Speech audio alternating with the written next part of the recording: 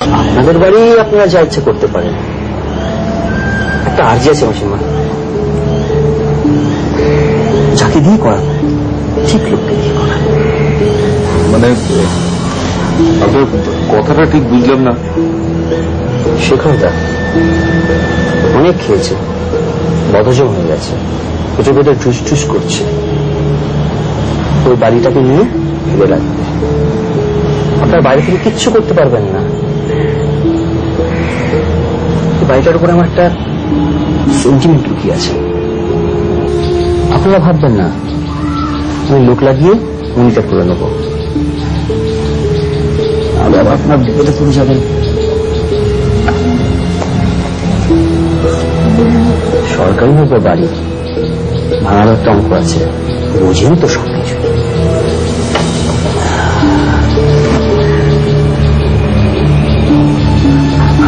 আরে আপনারা ঘাবড়াবেন না, আপনারা ভাবুন, আমি পরে আপনাকে ফোন করে নেবো, আপনাকেই করে নেবো, কোনো অসুবিধা।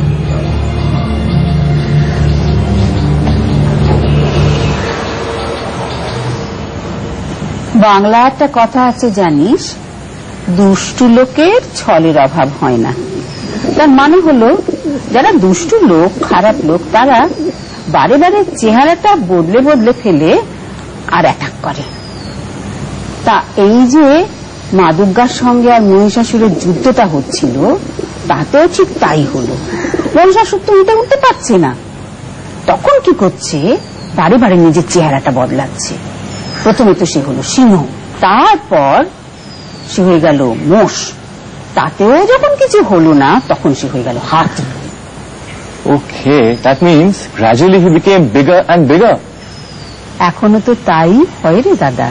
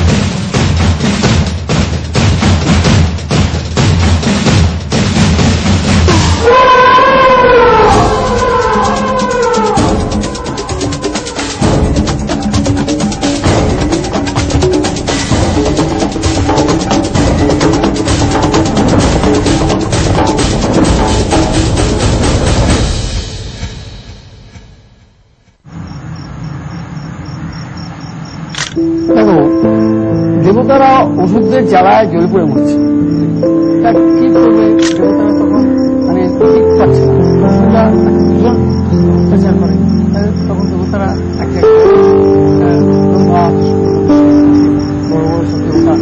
এই দেখো, এ হচ্ছে শঙ্খ, কে দিলেন? বিষ্ণু। কেমন? আচ্ছা, এই দেখো, এই হচ্ছে শূল, কে দিয়েছিলেন? মহাদেব। আচ্ছা, এটি কি? এটি হচ্ছে শক্তি, কে দিলেন? অগ্নি। কেমন? আচ্ছা, এই হচ্ছে দণ্ড, কে দিলেন? হ্যাঁ, যমরাজ। আর এই হচ্ছে ধনু আর তীর, কে দিয়েছিলেন? সূর্যদেব। শুধু দেবীর হাতে অস্ত্র তুলে দিয়ে ওদের কাজ শেষ? আবার আবার তুমি ওদের হেল্প নাও। কাদের? চামুন্ডে, তোমার মুন্ডে কিচ্ছু নাই। এক একজন দেবতা দেবীর হাতে এক একটা অস্ত্র তুলে দিয়েছিলেন। তুমিও তোমার নাতি নাতনিদের কাছ থেকে এক একটা আইডিয়া নাও। আরে আইডিয়াও তো এক ধরনের অস্ত্র নাকি? ওদের কাছ থেকে আইডিয়া নাও কি করে বাড়িটা বাঁচানো যায়। ওরা যদি চায় তবে এই পুজো থাকবে, নচেত নয়। তা নইলে এ বাড়ি যাবে, এ পুজো যাবে, তারপর যাবে তুমি, পোর্টেবল থেকে ডিসপোজেবল ঠাম্মি। আর এই খড়গ কে দিয়েছিলেন? কালদেব। ঠাম্মি কার সঙ্গে কথা বলছো? আমি তো এখানে এলে মায়ের সঙ্গে কথা বলি। তাহলে এখন কি বলছিলে? এখন তো সেই শেষ যুদ্ধটা, সেটার কথা তো তোদের বলা হয়নি। তাহলে এখন বলো। হ্যাঁ, এখন সেই শেষ যুদ্ধটার কথা বলবো।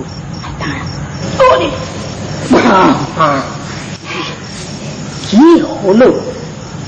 নানান পশুর রূপ ধরে মহিষাসুর তো দেবীকে জব্দ করতে চাইলেন, দেবী জব্দ হলেন না।